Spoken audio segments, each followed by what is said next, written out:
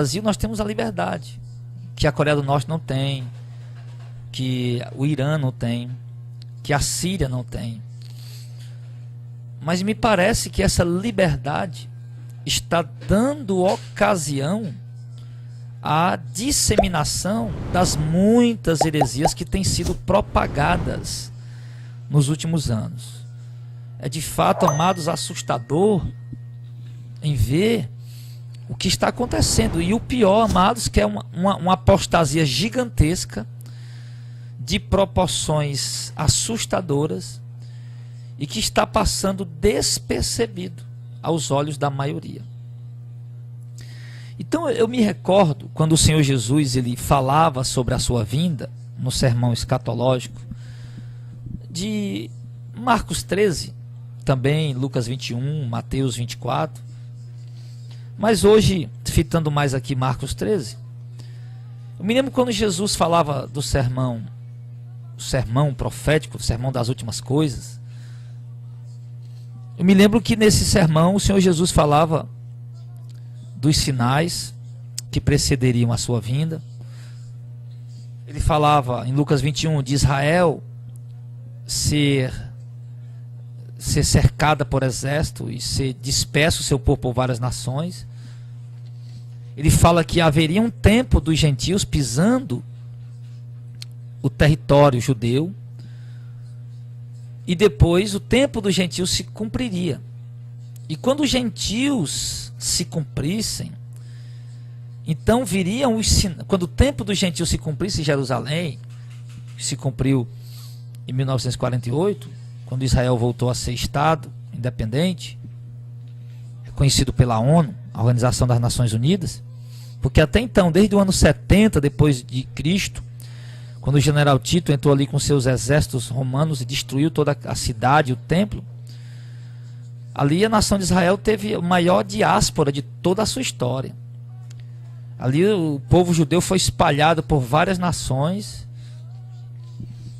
e sendo espalhado passaram quase 2000 anos sem poder voltar, se estabelecer como nação naquele território. Por quê? Porque nações gentias estavam dominando sobre aquele território, e os judeus não podiam mais se estabelecer lá como nação. Mas aí, lá no ano de 1948, quando já em 42 os judeus já vinham, já em 30 e pouco, né, 40 e pouco, os judeus já vinham retornando para sua nação, comprando terras e se estabelecendo lá, porém não era ainda reconhecido ainda como nação. Isso só veio depois, no ano de 1948. E no dia seguinte houve uma guerra. Os árabes, que estavam dominando uma parte do território, fizeram uma guerra para não permitir, porque as Nações Unidas permitiu Israel se estabelecer como nação. Então os árabes se levantaram, ali que está dominando a parte da Palestina, se levantaram contra os judeus para tentar massacrar os judeus e impedir deles de estabelecer como nação. Mas o que aconteceu? Os árabes perderam a guerra. E a porção de terra que as Nações Unidas tinham estabelecido para Israel, acabou Israel tomando mais terra ainda, derrotando os árabes. Não todo o território, mas tomou mais terra. Então ali Israel se estabeleceu como nação oficialmente.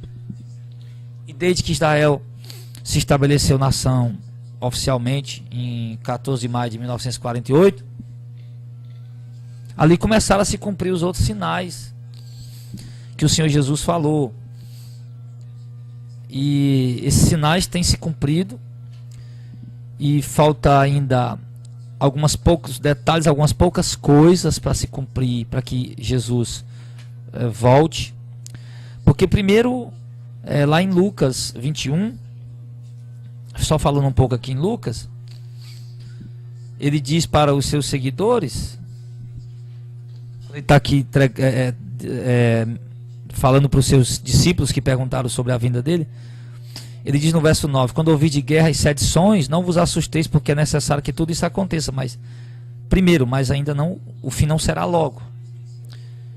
Por quê? Porque Israel, no verso 20, porque primeiro ainda deveria vir uma grande tribulação para a nação de Israel, depois uma grande tribulação para a igreja daquela geração, e depois a igreja sendo perseguida e a tribulação vindo, uma grande aflição vindo sobre o povo judeu, no versículo 20, que era um tempo de ira para se cumprir as profecias dos profetas. E depois, como está no verso número 24, que Jerusalém seria pisada pelos gentios até que o tempo dos gentios se completasse, e se completou, como eu disse, em 1948. Então daí, quando o tempo dos gentios se completasse, viriam outros sinais. E esses outros sinais, Jesus se refere a sinais no sol, na lua, nas estrelas, na terra angústia das nações, em perplexidade pelo bramido do mar e das suas ondas, homens desmaiando de terror na expectação das coisas que sobrevirão ao mundo, porquanto os poderes do céu serão abalados.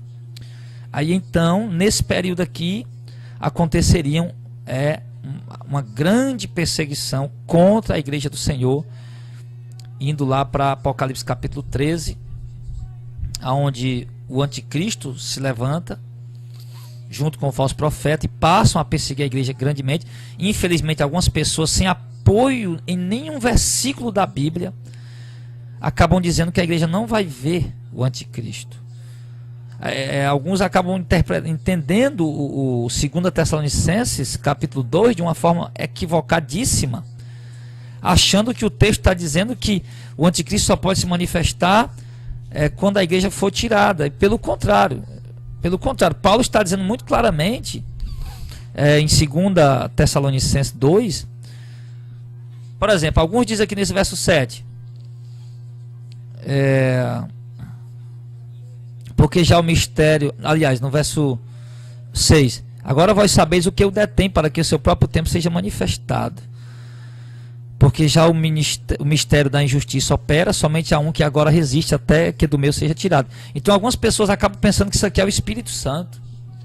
E eu digo, irmão, isso é uma interpretação muito equivocadíssima, porque lá no versículo de número 2, quando Paulo diz que a vinda de Cristo, no versículo 3, aliás, que de maneira alguma ninguém vos engane, porque a vinda de Cristo não acontecerá sem que antes aconteça a apostasia e se manifeste o homem do pecado, o filho da perdição. Então, quer dizer, como é que Paulo diz aqui que a Cristo, o arrebatamento da igreja só vai acontecer quando o anticristo se manifestar? Aí agora lá no verso 7, ele já está dizendo que o anticristo vai o anticristo se manifestar, precisa a igreja sair? Não. O texto está muito claro dizer que o anticristo vai se manifestar, a igreja ainda estando aqui. A igreja só vai ser arrebatada depois que o anticristo se manifestar. Então nesse tempo vai se cumprir o que diz Apocalipse capítulo 13, que ele virá fazer guerra aos santos e vencê-los, no versículo 7. E enfim, e vai haver essa grande perseguição contra a igreja, que é uma grande tribulação que virá contra a igreja. Mas primeiro nós, olhando aqui para o sermão escatológico, tanto de Mateus 24, como de Lucas 13, como de Marcos 21, o texto fala, claro, de 3 tribulações. Uma tribulação contra a igreja daquela época. Ele disse: vocês serão odiados de todos, arrastados para as sinagogas, serão mortos ao fio da espada, serão entregues pelos pais, pelos familiares. Então essa grande tribulação que veio contra a igreja daquela época. Depois viria uma grande tribulação contra os judeus, como já aconteceu no ano 70. E depois viria uma grande tribulação contra a igreja atual, antes do arrebatamento. Então eu vejo que as pessoas, infelizmente, sinceramente, eu não entendo aonde é que os teólogos estão dizendo, não, a grande tribulação. Mas estão baseados em qual versículo para falar sobre a grande tribulação?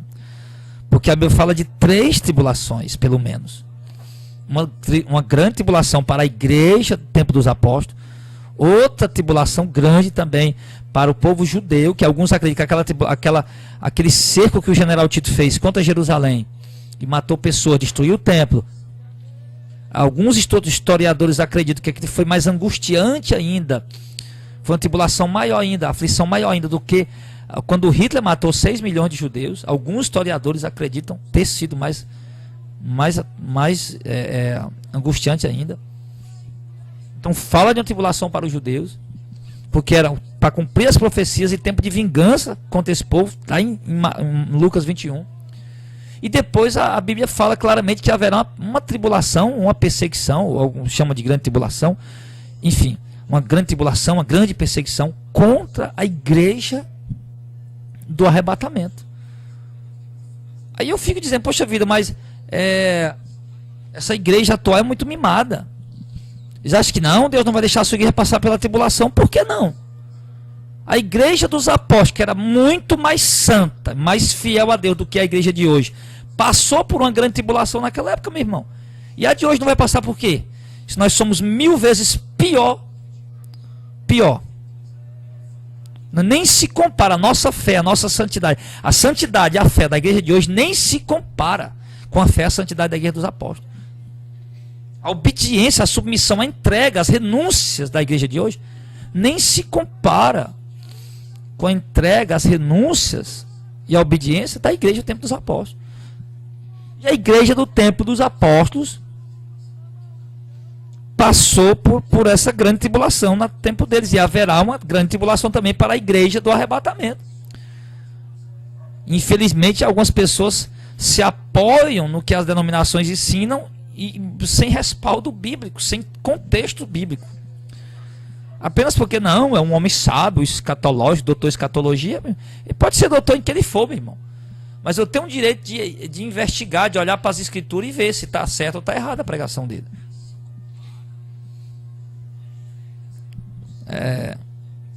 Eu poderia até desafiar, né? Não vou desafiar, eu poderia até desafiar alguém me provar nas escrituras, mostrar algum versículo que diga que a igreja vai ser arrebatada antes da tribulação. Não vai. A igreja vai passar por... Aliás, a grande tribulação do último momento, a grande tribulação para o tempo de hoje é exatamente contra a igreja. Aí depois que Cristo tirar a igreja, aí sim, aí virá as 7 taças da ira de Deus, que será o momento mais terrível que o mundo já sofreu. Mas depois que Cristo tirar a igreja. Então, irmão, só entrando um pouquinho nesse assunto, porque a gente está estudando sobre isso aos domingos lá na igreja, domingo à noite, né, culto. Os cultos de domingo à noite, a pregação está sendo sobre esses assuntos. Volta de Cristo, a cronologia da volta de Cristo, enfim, os sinais. Então, mas enfim, o assunto que nós temos que tratar é sobre a volta de Cristo. Sobre a volta de Cristo, com todos os sinais que nós temos, podemos conhecer épocas, o tempo, podemos crer que essa geração vai ser a última geração, podemos crer que essa geração será a última geração, porque lá em Lucas 21, Jesus diz primeiro para os discípulos daquela hora, não tenham medo, porque não será o fim logo. Depois ele já diz, lá mais na frente, deixa eu pegar aqui o verso. Primeiro ele diz para os seus discípulos, no verso 9, que é necessário que isso aconteça primeiro, mas o fim não será logo. Depois ele diz no verso de número 28, olha, quando essas coisas começarem a acontecer, olhai para cima e levantar a vossa cabeça, porque a vossa redenção está próxima. Então ele falou para eles primeiro, que antes de acontecer aqueles sinais, Jesus é muito claro, no versículo 12, mas antes de todas essas coisas, lançarão mão de vós, vos perseguirão, levarão nas sinagogas, às prisões, conduzirão à presença dos reis, dos governadores, por amor do meu nome, e vos acontecerá isso para o testemunho. Propõe em vosso coração não premeditar como a vez de responder, porque eu vos darei boca e sabedoria, que não poderão resistir, nem contradizer quantos se vos opuseram. Até pelos pais, irmãos e parentes, amigos, sereis entregues e matarão alguns de vós, e de todos sereis odiados por causa do meu nome. Então, Jesus ele fala aqui, amado.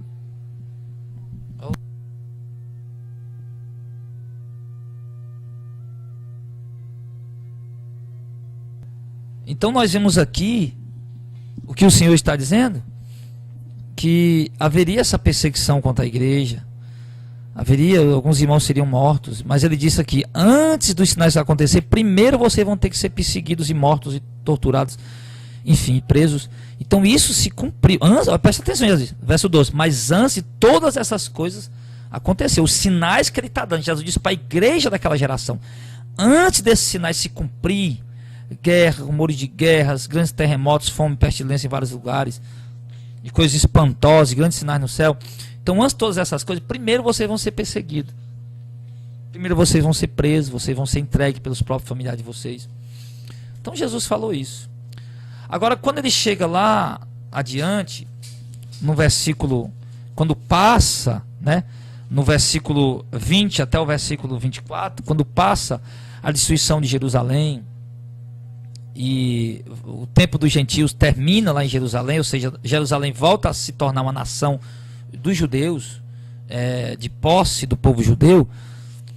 Então, quando passasse isso, aí viriam esses outros sinais, esses sinais começariam a acontecer. Esses sinais começariam a acontecer. Então, claro que nós sabemos que em todas as gerações houveram terremotos, houveram sinais no Sol, na Lua, nas estrelas, houve queda de asteroides e meteoros, enfim, todas as gerações houve isso. Tsunamis, como ele fala aqui no verso 26, no verso 25, no verso 26, né? Bramido do mar e das suas ondas, são gigantescas ondas, tsunamis. Sabemos que em todas as gerações tiveram esses acontecimentos. Mas a questão é, por que Jesus disse que esse seria um sinal para nós? Porque embora em todas as gerações aconteceu tsunamis, aconteceu queda de asteroides, meteoros, sinais no Sol, na Lua e nas estrelas, né? Então, em todas as gerações houve isso, né? Sinais no Sol, na Lua e nas estrelas, como se pode dizer, eclipse, enfim, queda de asteroides, meteoros, em todas as gerações realmente houve isso. Mas então por que seria um sinal para nós se sempre aconteceu isso? Porque em nenhuma geração essas coisas foram divulgadas como é hoje. Em nenhuma geração essas coisas foram anunciadas ou propagadas ou se tornaram conhecidas do público como é hoje. Hoje, se cair um meteoro lá na Rússia, o mundo inteiro sabe ainda hoje. Se acontece um terremoto lá no Japão, o mundo inteiro sabe ainda hoje. Naquela época não. Naquela época, se houvesse um terremoto no Japão, ninguém sabia nunca. Ninguém sabia nunca. Hoje tudo que acontece aí, cara, agora domingo para segunda, se não me engano, ou de segunda para terça, caiu um asteroide aqui, um meteorito, um pequeno meteoro, aqui em Minas Gerais. E a gente sabe logo, pela mídia, pela televisão, pela internet, você sabe logo. Então, por isso são sinais para nós.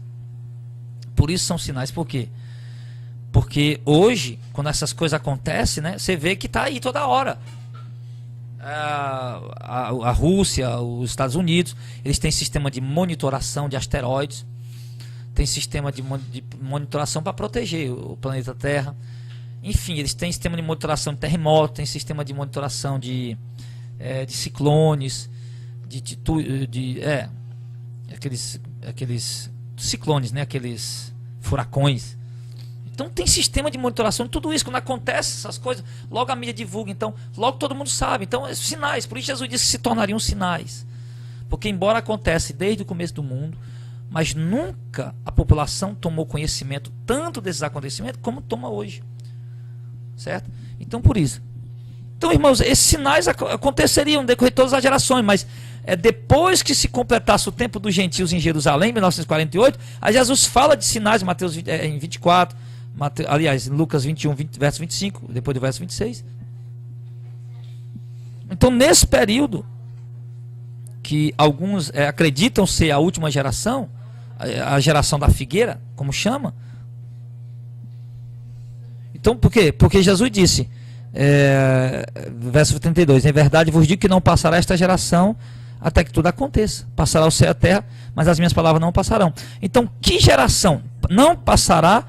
Em verdade vos digo que não passará essa geração até que tudo aconteça. Que geração? Foi a geração dos apóstolos? Não, porque Jesus diz claramente no verso 12, mas antes dessas coisas lançarão mão de vós, vos matarão. Enfim, Jesus está dizendo aqui, isso não acontecerá na geração de vocês. No verso 9 ele diz, o fim não será logo. Então, não era para a geração deles.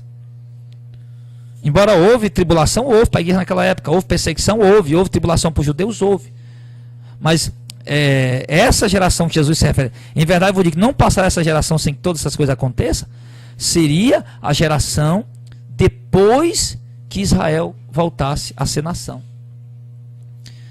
Então, depois que Israel voltasse a ser nação, no 14 de maio de 1948, então essa geração não passaria sem que todas essas coisas aconteçam. Então, quando Israel volta a ser nação, que se completa o tempo dos gentios, 1948, Jesus diz agora, no versículo número 28, quando todas essas coisas começarem a acontecer, olhe para cima e levante a vossa cabeça, porque a vossa redenção está perto. E não passará essa geração sem que tudo isso aconteça. Ou seja, agora, Jesus já está dizendo, diz por discípulo naquela época, ó, isso aqui não vai acontecer, o fim não é logo, não é para o tempo de vocês, primeiro vocês vão ser perseguidos, vão ser mortos, enfim, mas agora ele já fala lá na frente, para a igreja da última hora, quando vocês virem essas coisas acontecer, ou seja, quando Jerusalém for tomado, o povo for disperso, e completar o tempo dos gentios, e os sinais acontecerem, começarão a acontecer esses sinais, então, quando essas coisas começarem a acontecer, aí sim, aí agora você levante a vossa cabeça, olhe para cima, porque a vossa redenção está próxima, e em verdade vos digo que não passará essa geração sem que tudo aconteça.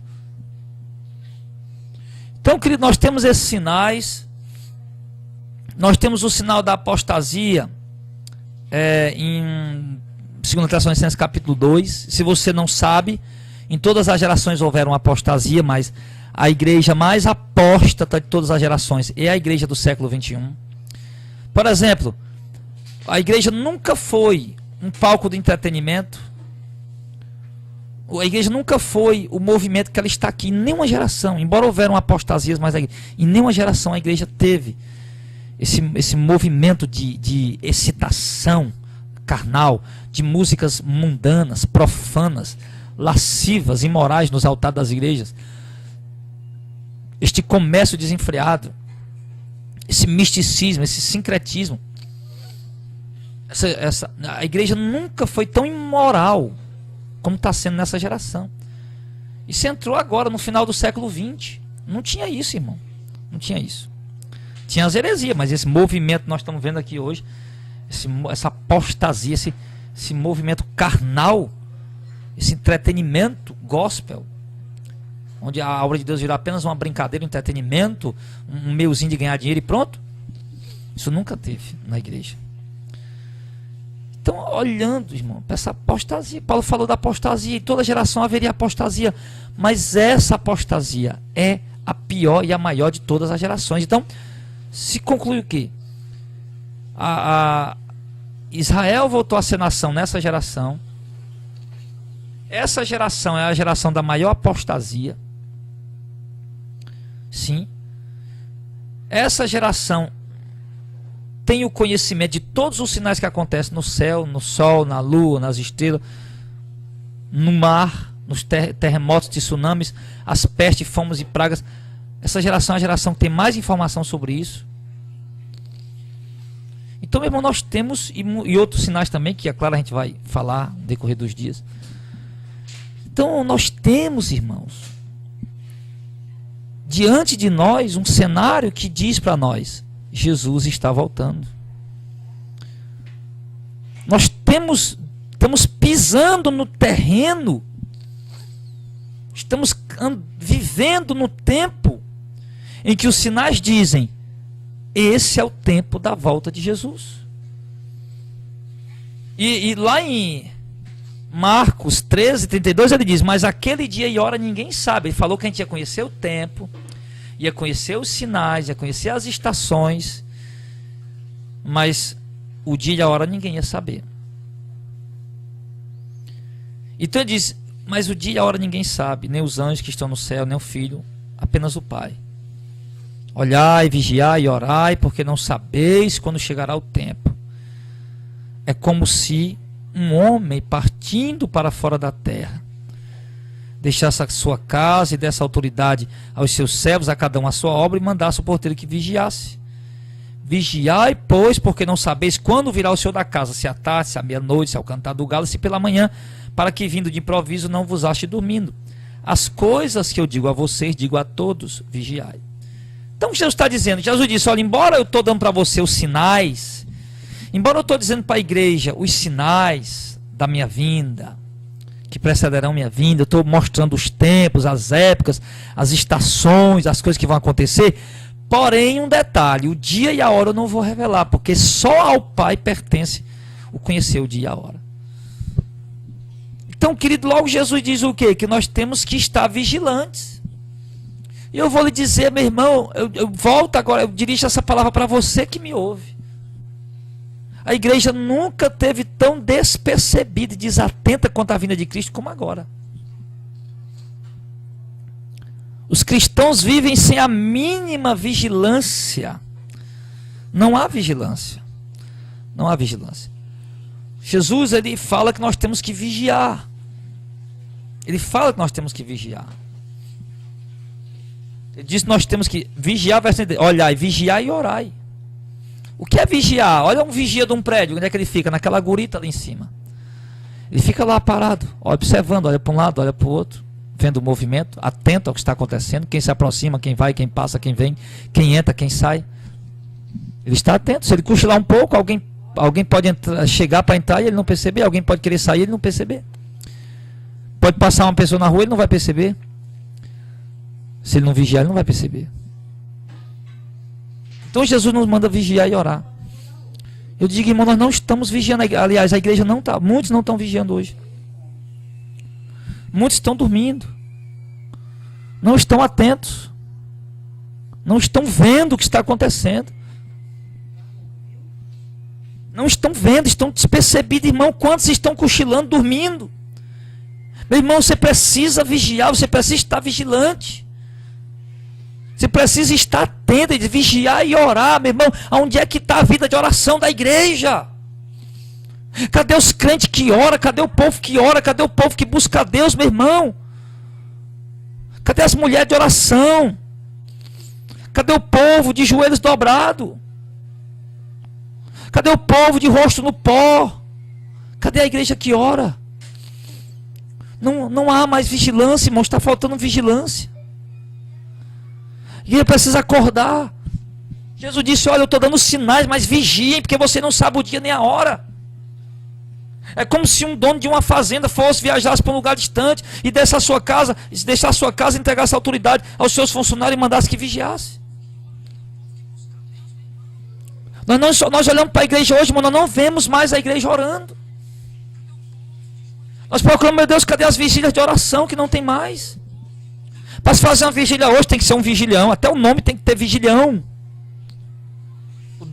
O grande domingo, a grande terça-feira da conquista, a grande quarta-feira da vitória, a grande vigilhão, os grandes cantores, os grandes nomes, os grandes preletores, irmão, enfim. Cadê as vigílias de oração? Cadê aquele povo que se reúne, 2, 3, 4, 5, 10 crentes que se reúnem, irmão, num lugar trancado, para passar uma madrugada em oração, clamando, gemendo, pedindo, Jesus, volta, vem buscar a tua igreja. Cadê as mulheres de oração que dobram seus joelhos dioturnamente, 1 hora, 2 horas por dia, orando, clamando, buscando, gemendo pelo marido, pelos filhos, pela família, pela igreja, pelos líderes, pelos perdidos? Cadê as mulheres que oram? Cadê os homens de oração dessa geração, meus irmãos? Temos hoje um povo seco, vazio, sem unção, sem presença, sem a glória de Deus na vida, porque é uma igreja que não ora. Um povo que não deseja os dons espirituais, um povo que não deseja fazer a obra de Deus, um povo que não ama ganhar almas, que não ama ver o reino de Deus avançar, porque é um povo que não tem vida de oração. Um povo que vive se divertindo, pulando dentro de um show gospel, achando que estão fazendo a obra de Deus, achando que estão agradando a Deus. Um povo que vende os dons de Deus, que mercadeja os dons do Espírito Santo, porque é um povo que não ora. Até os montes, eu vi um vídeo agora esse dia, até nos montes, irmão. Nos montes, os irmãos disseram, olha, esculhambaram os montes que a gente orava lá, o que foi? A gente estava no monte lá orando, de repente agora já leva pandeiro, leva zabumba, leva triângulo, leva banda para cantar lá em cima, vendendo CD lá. Já estão levando até, estão fazendo, irmão, estão levando até banquinhas de comida para lá para vender. Então parece essa igreja de hoje, irmão, em tudo vê uma festa. Em tudo, toda ocasião vê um motivo para satisfazer os desejos da carne.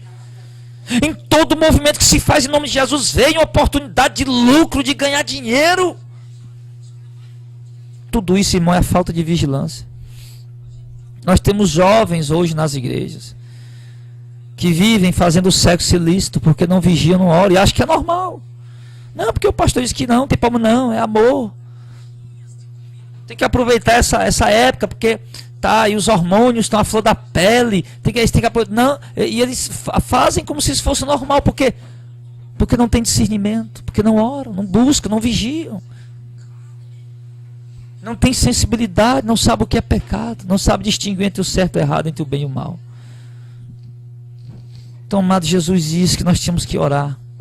Jesus deixou claro que uma das coisas que ia nos preparar para o arrebatamento, para a vinda dele, que nos tornar pessoas preparadas, é a nossa vida de vigilância, a nossa vida de oração. Se você olhar para Jesus, você vai ver que Jesus foi um homem de oração. Você vai ver, lá em Marcos 1:35, Jesus de manhã cedo, no lugar deserto, orando. Você vai ver lá em Mateus 14:23, à tarde, sozinho no monte, Jesus subiu e foi orar. Lá em Lucas 6:12, a noite inteira, sozinho, Jesus estava orando, antes de escolher os seus 12 apóstolos. Lá em Lucas, capítulo 5, no verso 16, a Bíblia diz que Jesus constantemente orava sozinho em lugares desertos. Em Lucas 3:21, a Bíblia diz que enquanto Jesus se batizava, ele estava orando. Em Lucas 22, do 39 a 46, a Bíblia diz que quando Jesus estava no momento mais difícil da sua vida, lá no Getsemane, em profunda angústia, ele estava orando. E lá em Lucas 23, do 34 a 46, lá naquela cruz, em agonia, em humilhação, Jesus estava orando. Pai, perdoa, que eles não sabem o que fazem. Pai, em tua mão eu entrego o meu espírito. Jesus estava orando na cruz. Jesus era um homem de oração e deixou para nós exemplo de oração. Nós olhamos para a igreja, os apóstolos. Nós vamos ver logo em Atos 1, verso 14, que enquanto eles esperavam o derramar do Espírito Santo, eles esperavam como? Perseverando, unânimes em oração. Não era no videogame, na internet, no WhatsApp, no Facebook, 24 horas ligado. Eles esperaram o derramar do Espírito Santo em profunda vida de oração. Em Atos 2:42, a Bíblia mostra claramente e diz que os novos convertidos já se convertiam aprendendo o valor da oração e orando continuamente. Em Atos 3, verso 1, a Bíblia diz que Pedro e João tinham hora para orar, todo dia eles subiam ao templo. Às 3 horas da tarde, a hora nona, a hora da oração, a hora nona. Era a hora de oração, eles determinaram a hora de oração. 3 horas da tarde, a hora que nós vamos orar. E aí que o povo de hoje não tem hora para... Não, pastor, eu oro o dia inteiro. Mentira. Nós temos que andar no espírito de oração? Temos. Mas se você não dedica, não tem uma hora específica para dedicar a oração todo dia, então você não é um homem de oração, você não é uma mulher de oração. Se você não tem um horário, por exemplo, todo dia o meu horário, um exemplo aí, para você, né? Eu estou dizendo você, todo dia, seu horário de orar, por exemplo, é de 8 às 10 da manhã, de 8 às 9, de 8 às 10 da manhã, todo dia é esse horário, e o lugar é o meu quartinho trancado ali, pronto. Se você não tiver isso, filho, você não vai ter vida de oração. Aí para mim já é melhor de 10 às 11 da noite, pronto, todo dia de 10 às 11 da noite, eu estou lá no meu quarto trancado orando, ou no outro canto que eu acho melhor, que eu estou a sós com Deus. Essa é a hora que eu tenho, que eu posso estabelecer. Se você não tiver isso, você não vai ser um homem de oração. Pedro e João, às 3 horas da tarde, iam para o templo orar. Você olha em Atos 6:4. Os apóstolos oravam para pregar. Eles disseram ali, não, nós vamos dedicar o ministério da oração e da palavra. Eram homens que oravam para pregar. Hoje nós temos pregações secas, vazias, sem poder ser unção, porque são pregações de homens que não oram. Pessoas que estudaram homilética, que aprenderam a fazer uma homilia, a estrutura de um sermão expositivo, um sermão temático, um sermão textual, que sabem ter uma boa eloquência, uma boa retórica, que tem uma boa introdução, que tem um poder de palavras tremendo, mas não há unção, não há graça, não há glória, não há poder em suas pregações, apenas técnicas de liturgia e nada mais. São pregações que não produzem temor, não produzem arrependimento. São pregações que não produzem a presença, a graça, a glória de Deus, porque são mensagens pregadas por homens que não oram. Tem muita gente nos púlpitos hoje querendo pregar. Mas João e Pedro disseram, João e os apóstolos disseram que antes de pregar, primeiro eles tinham que se dedicar à oração. um homem conhecido do século XVII chamado Carlos Spurgeon, ou Charles Spurgeon. Ficou conhecido como sendo os príncipes dos pregadores. E algumas pessoas perguntavam a ele: Charles Spurgeon, como é que o senhor consegue a interpretação ou a revelação em textos tão obscuros das Escrituras? As pessoas ficavam maravilhadas. Perguntaram a ele: Charles Spurgeon, como é que o senhor consegue a interpretação em textos tão obscuros da Escritura? E a resposta de Charles Spurgeon foi: ele disse, não há texto duro como a pederneira que o aço da oração não possa quebrar, o que não possa ser quebrado com o aço da oração.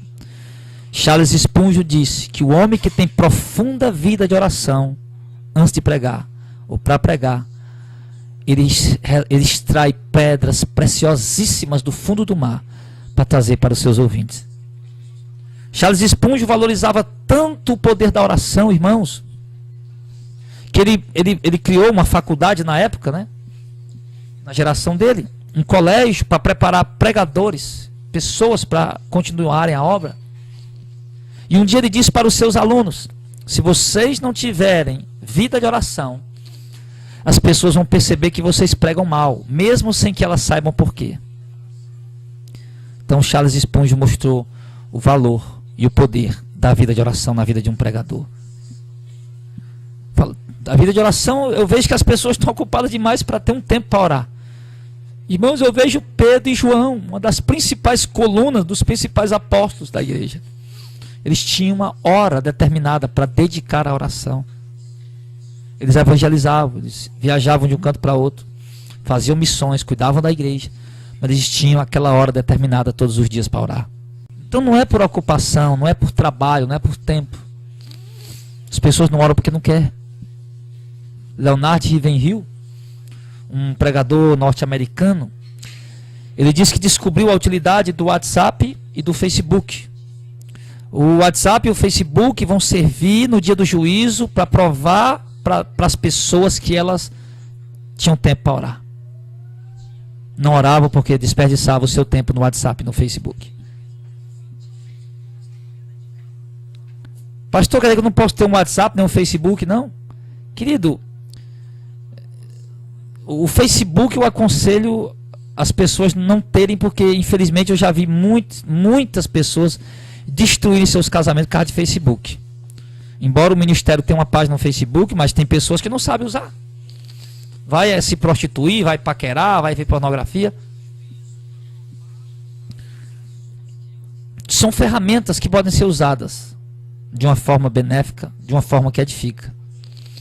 WhatsApp, Facebook, Twitter, essas ferramentas. Mas elas não podem tomar o tempo do seu dia e nem roubar o espírito de oração. Por isso, sempre o conselho que eu dou: deixa o WhatsApp ligado, desligado, e procure ligar eles apenas um determinado momento do dia. Você vai dizer um determinado momento do meu dia agora. Vou tirar aqui uma meia hora para me dar uma olhada aqui no WhatsApp, no Facebook.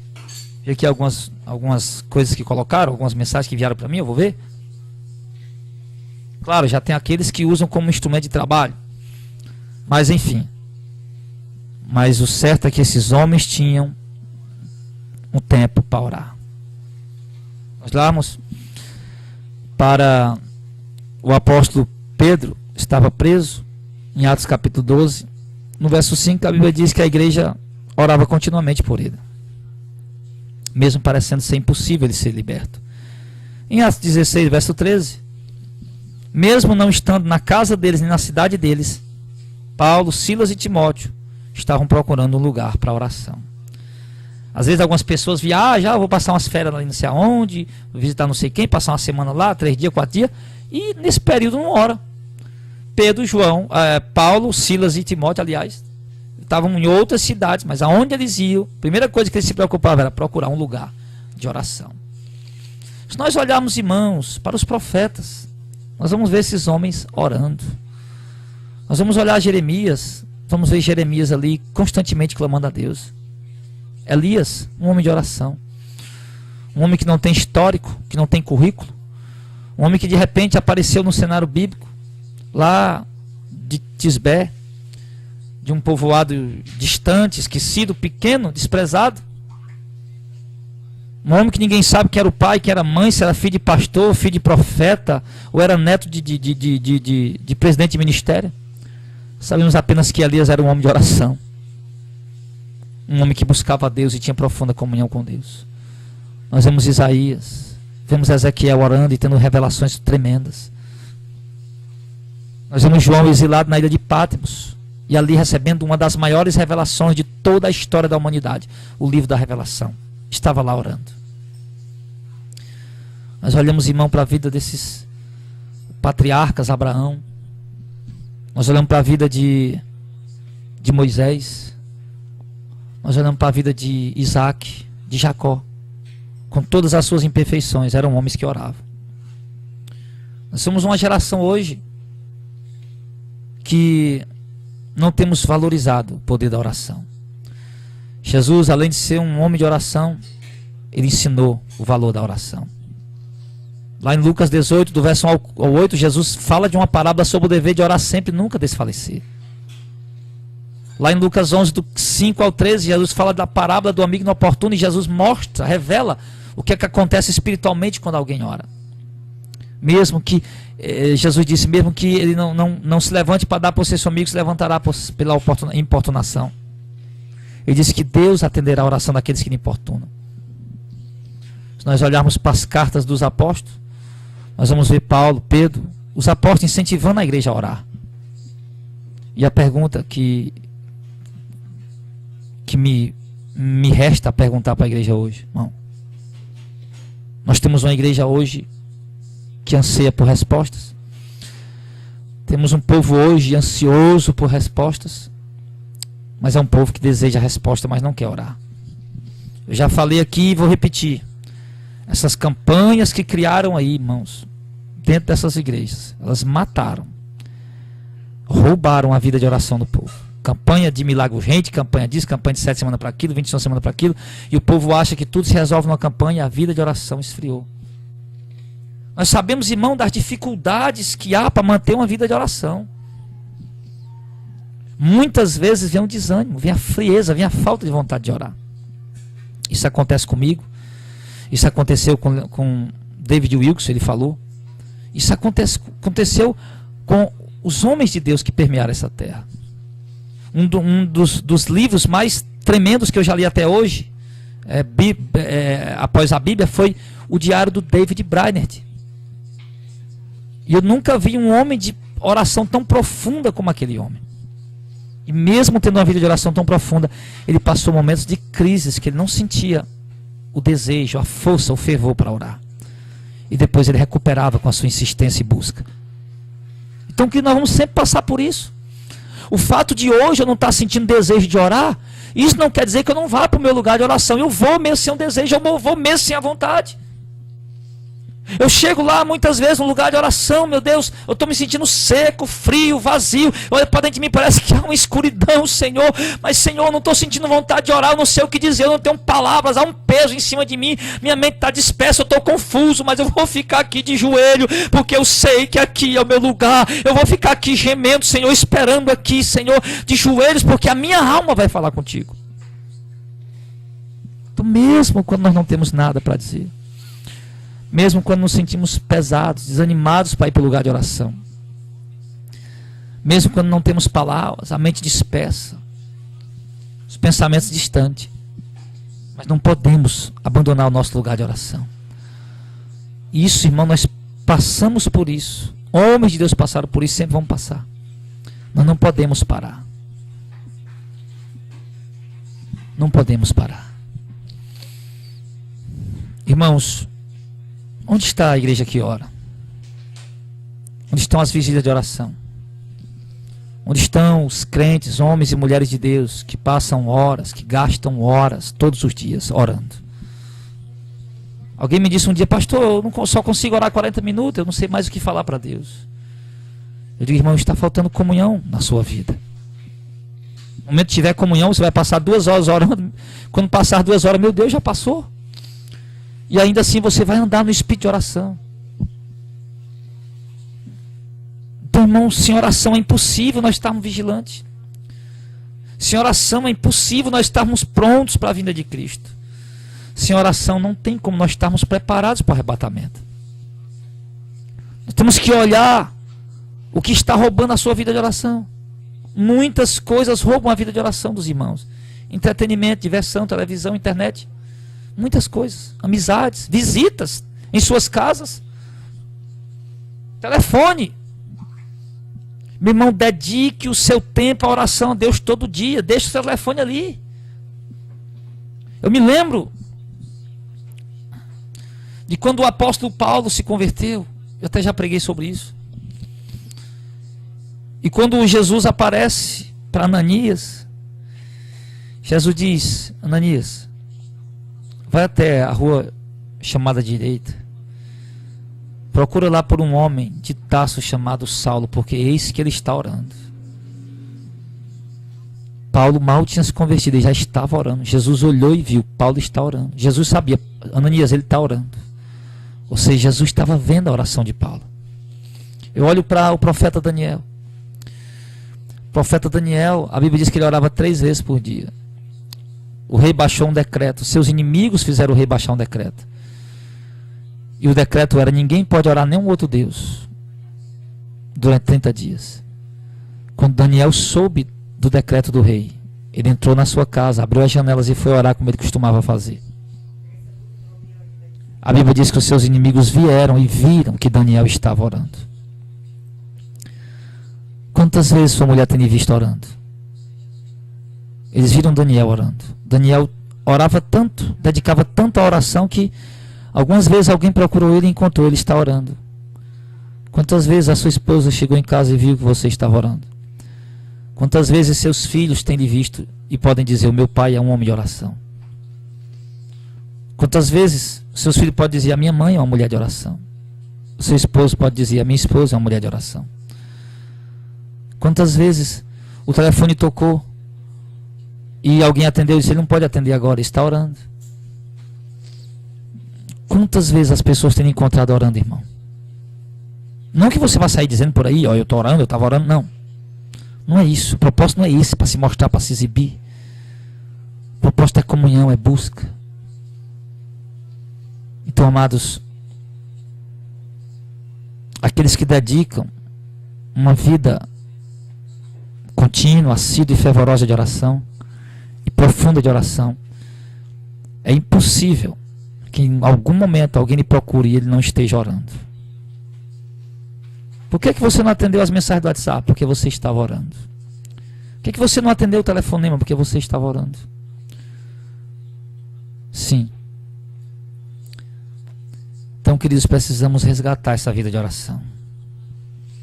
Precisamos dedicarmos tempo a Deus. Oração, querido, é comunhão. Não é apenas estar ali pedindo: me dá isso, me dá aquilo. É comunhão, é intimidade com Deus. A oração é intimidade tão profunda e tão íntima. É algo tão íntimo e tão profundo que Jesus disse lá em Mateus capítulo 6, quando ele fala da oração: quando orar, entra no teu quarto e fecha a tua porta, e teu pai que vem em secreto te recompensará. Jesus disse: entra no teu quarto e fecha a porta. Jesus disse que a oração no quarto, o quarto é um lugar de intimidade. Quando Jesus disse que a oração no quarto, de porta trancada, ele está dizendo que entrar. Por exemplo, eu tenho o meu quarto com a minha esposa, a gente deita no quarto com a porta aberta, mas a nossa intimidade lá no quarto. E se a gente quiser ter uma intimidade mais profunda, a gente fecha a porta. Então, quando Jesus disse: quando for orar, entra no teu quarto, já está na intimidade, mas fecha a porta. Ou seja, entra numa intimidade mais profunda com Deus. Irmão, nós precisamos andar com Deus.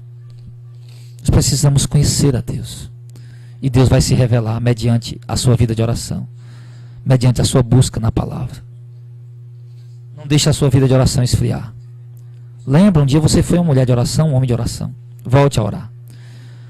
Ou talvez você nunca foi um homem de oração, uma mulher de oração, mas dedique-se a ser um homem de oração, uma mulher de oração. Eu lhe digo, meu irmão, que isso vai fazer toda a diferença em sua vida. Haverá semanas, meses que você orará por algo e Deus guardará silêncio, até anos. Mas pode ter absoluta certeza que a resposta um dia chegará. As orações do justo podem muito ter seus efeitos. Os olhos do Senhor estão atentos sobre as suas orações. Os seus ouvidos. Os olhos do Senhor estão sobre o justo e os ouvidos atentos às suas orações. Então, meu irmão, nós precisamos despertar uma vida profunda de oração para termos comunhão viva com o Espírito Santo. A comunhão vai ser tão viva, tão real e tão palpável que ele vai passar a se tornar tão real quanto qualquer coisa em sua volta. Onde você estiver, você vai desejar estar sozinho em muitos lugares, viajar sozinho para lugar longe, só para estar sós com Deus. Você vai desejar se retirar para lugares sós, a sós, ficar solitário. E as pessoas estão dizendo, esse camarada é estranho, gosta de estar sozinho. Não. É a sua comunhão com o Espírito Santo que é tão profunda e você quer estar com ele ali, conversando. Você vai deitar a cabeça no travesseiro para dormir, você vai estar em comunhão com o Espírito Santo, falando com ele, você vai dormir conversando com ele. Então, queridos, nós precisamos. Eu lembro de um homem chamado Carlos Finney. E ele orava e ele dizia, Senhor, desperta a igreja o espírito de oração. É o que a igreja mais precisa hoje, irmão. É de orar. Há muitos congressos, há muitos cultos, há muitas pregações, há muitas missões, trabalhos, evangelismo, mas há pouca oração. A igreja está talvez trabalhando muito e orando pouco. E a oração não é apenas para aqueles que não têm nada para fazer. Alguns acreditam, não, mas eu já estudo muito, eu não preciso orar bastante. Querido, se o seu muito estudar não for acompanhado com uma vida de oração, você terá apenas letra. A sua pregação será uma pregação técnica, cheia de conhecimento, porém vazia da graça, da unção e do poder de Deus. Então, meus irmãos, eu quero que vocês estejam se preparando. Nós estamos vivendo um tempo muito próximo da vinda de Cristo. O Senhor disse que nós não saberíamos o dia nem a hora. Nós precisamos nos preparar. Precisamos nos preparar. Eu quero concluir essa mensagem lendo o que está em Lucas 12. Nós temos que nos preparar, estar preparados. E tem que começar da oração. O Paul Washer, ao perceber que muitos jovens estavam se levantando como pregadores protestantes. Isso é bonito, isso é louvável. Mas o Paul Washer deu um conselho para os jovens pregadores, eu achei muito tremendo isso. Ele disse, jovens pregadores, é importante que vocês protestem. É importante que vocês repreendam as heresias, as falsas doutrinas. Mas antes disso, vocês precisam primeiro fazer seus joelhos sangrarem na oração. Quando seus joelhos estiverem sangrando na oração, aí sim vocês estarão preparados, prontos para protestar, para pregar contra as heresias dos falsos profetas. A igreja precisa avançar. O reino de Deus precisa avançar, não com shows, não com entretenimentos, não com brincadeira. A igreja precisa avançar, o reino precisa avançar com uma igreja que ora. Uma igreja construída, irmãos, em cima de entretenimento, shows e brincadeira. Uma igreja construída em cima da areia, ela vai ruir. Mas uma igreja construída, edificada, com o povo de joelhos orando, é uma igreja construída na rocha, ela jamais será abalada. Então, querido, o desafio, a mensagem, a exortação, a palavra de Deus para nós hoje é a oração. A igreja precisa orar.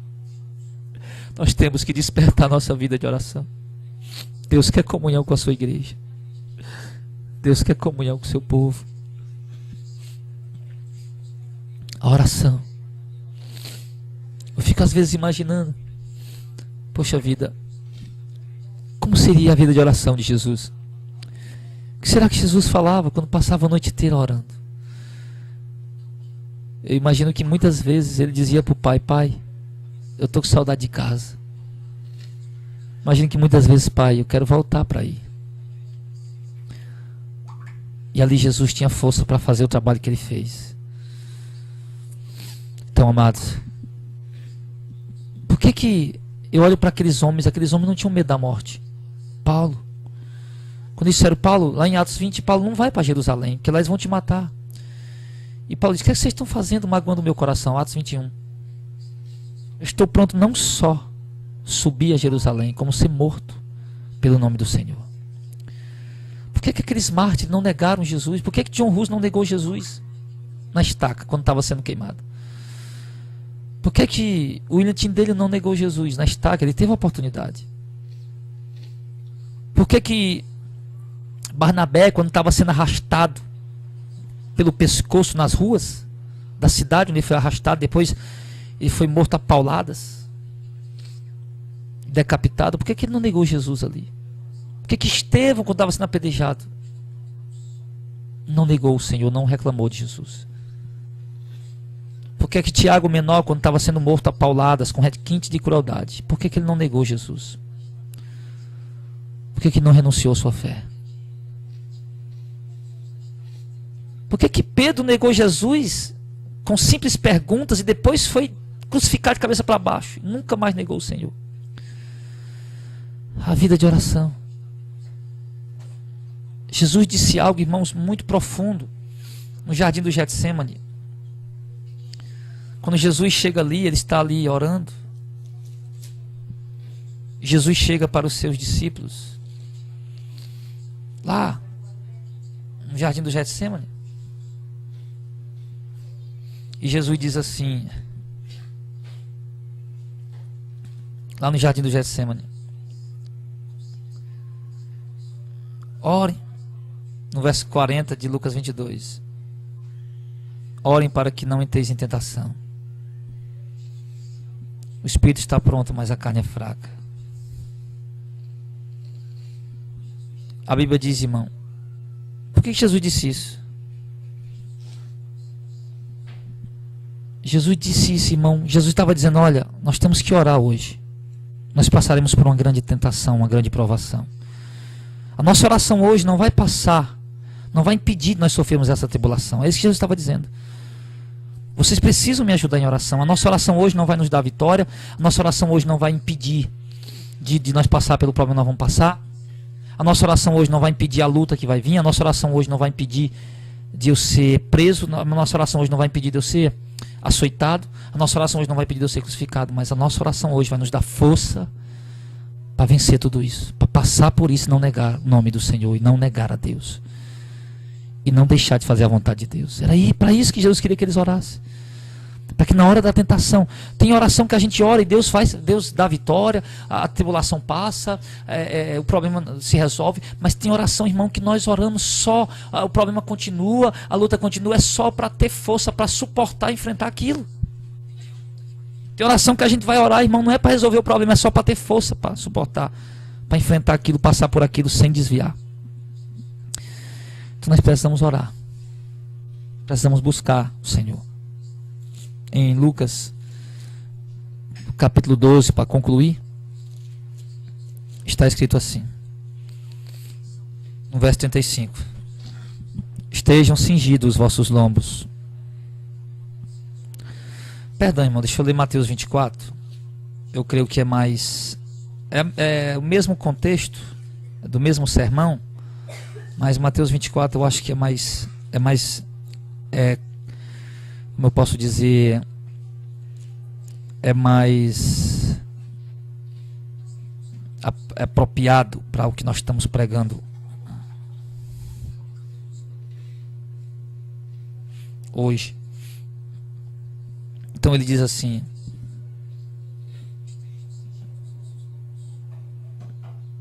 ele diz, só um instante por favor, irmãos, eu estou tentando me lembrar aqui do versículo. Sim,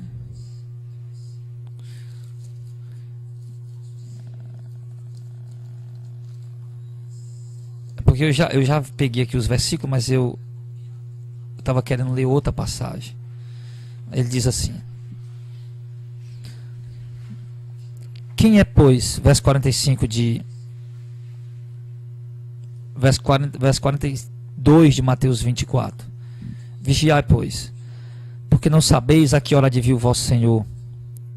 Mas considera isso: se o pai de família soubesse a que vigília da noite havia de vir o ladrão, vigiaria e não deixaria que a sua casa fosse arrombada. Por isso estáis vós também apercebidos, porque o Filho do Homem há de vir a hora em que não penseis. Então preste bem atenção no que Jesus está dizendo. Vigiar.